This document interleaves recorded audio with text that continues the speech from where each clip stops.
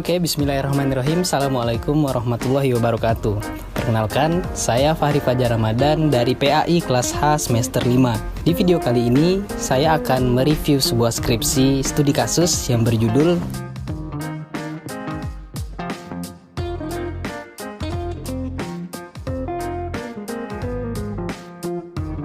skripsi ini ditulis oleh Tanti Nurhayati dari UIN Wali Songo, Semarang, Jawa Tengah.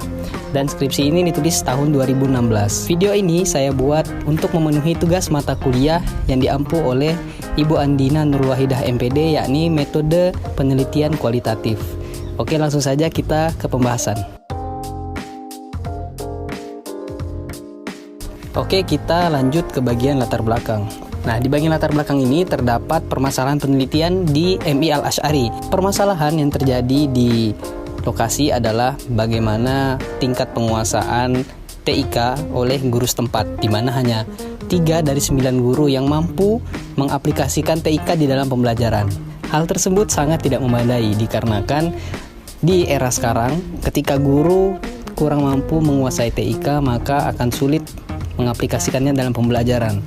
Nah, apabila guru tersebut mampu mengaplikasikan TIK, maka saya rasa pembelajaran akan semakin menarik dan mampu meningkatkan kualitas pendidikan itu sendiri. Yang kedua adalah alasan mengapa peneliti ingin mengangkat tema dan judul penelitian tersebut. Penulis skripsi ini pada dasarnya ingin menggali informasi mengenai problematika penguasaan TIK dalam pembelajaran oleh guru di MI Al-Asy'ari beserta solusinya. Oke, kemudian di latar belakang ini juga terdapat data prapenelitian yang dapat dilihat sebagai berikut.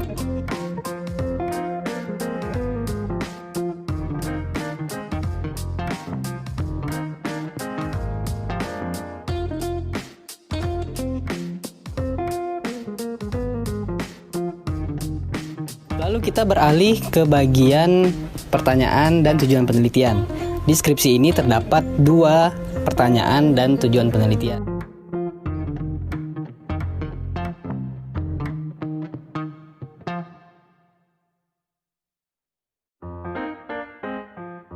Menurut saya, ada plus minus dari jumlah pertanyaan dan tujuan penelitian hanya 2. Nilai plusnya, pertanyaan yang tidak terlalu banyak dapat membuat peneliti fokus pada masalah yang akan diteliti, jadi tidak terbagi fokusnya seperti itu.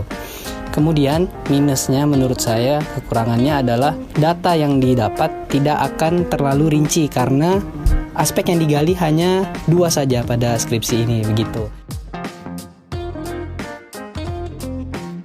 Kemudian pada bagian manfaat dan uraian penelitiannya hanya terdapat 2 manfaat penelitian, dan itu pun tidak dibagi menjadi manfaat yang teoritis dan manfaat yang praktis, sehingga menyulitkan pembaca untuk mencari mana manfaat yang hanya sekedar teori dan mana manfaat yang bisa diaplikasikan di kehidupan sehari-hari.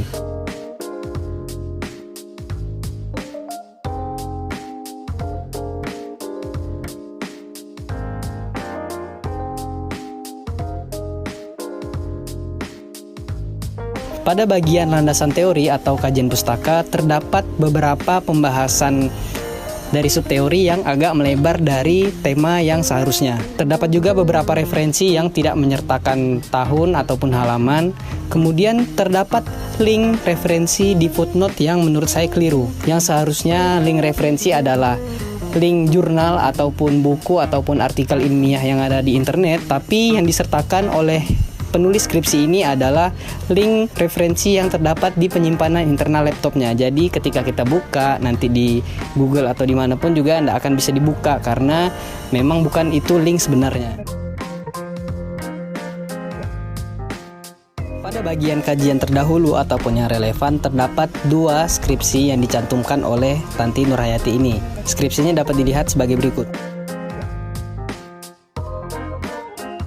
Kedua skripsi terdahulu tersebut sama-sama membahas tema yang sama, dengan skripsi yang saya review. Hanya saja fokus penelitiannya berbeda. Jika dua penelitian terdahulu membahas tentang kompetensi guru dan implementasi TIK dalam pembelajaran, maka skripsi yang saya review berfokus tentang problem dan kendala guru dalam menguasai TIK. Dan kemudian perbedaan yang paling kentara adalah lokasi penelitian itu sendiri. Lalu pada bagian pendekatan dan jenis penelitiannya, di skripsi ini menuliskan pendekatannya deskriptif kualitatif, sedangkan jenis penelitiannya adalah field research atau penelitian lapangan. Nah, menurut saya, pada bagian pendekatannya cukup menuliskan pendekatan kualitatif saja. Dan pada bagian jenis penelitiannya, menurut saya lebih mengarah kepada studi kasus, jadi cukup dituliskan studi kasus. Adapun tempat dan waktu penelitian yang tercantum adalah tempatnya di Madrasah Ibtidaiyah Al-Asy'ari Desa Kuniran, Kecamatan Batangan, Kabupaten Pati. Kemudian waktu penelitiannya dimulai dari 18 Mei sampai 28 Mei 2016 pada tahun ajaran 2015-2016 semester kedua. Kemudian sumber data penelitian. Pada suatu penelitian, biasanya data terbagi menjadi dua, yakni data primer dan sekunder. Data primer sebagai utamanya, dan data sekunder sebagai penunjang dari data utama yang tadi. Pada skripsi ini, data primer diperoleh dengan melakukan wawancara, observasi, serta dokumentasi secara langsung dengan guru yang bersangkutan, yakni guru mata pelajaran PAI. Sumber primer yang terdapat pada skripsi ini terdiri dari 4 guru, yaitu Bapak Muklis, Ibu Robiatul Adawiyah, Bapak Abdul Kharis, dan Bapak Masruhan. Kemudian sebagai penunjang dari data primer tadi terdapat data sekunder. Adapun data sekunder untuk menunjang data primer yang tadi pada skripsi ini adalah kepala sekolah dan pihak-pihak lain yang bersangkutan seperti guru mata pelajaran yang lain.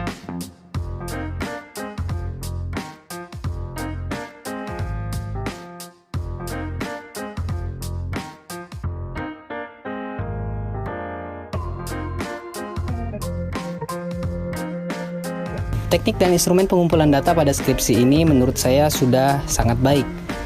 Terlebih lagi pada bagian akhir skripsi disertakan atau dilampirkan lembar observasi beserta pedoman wawancara yang dipakai pada skripsi ini.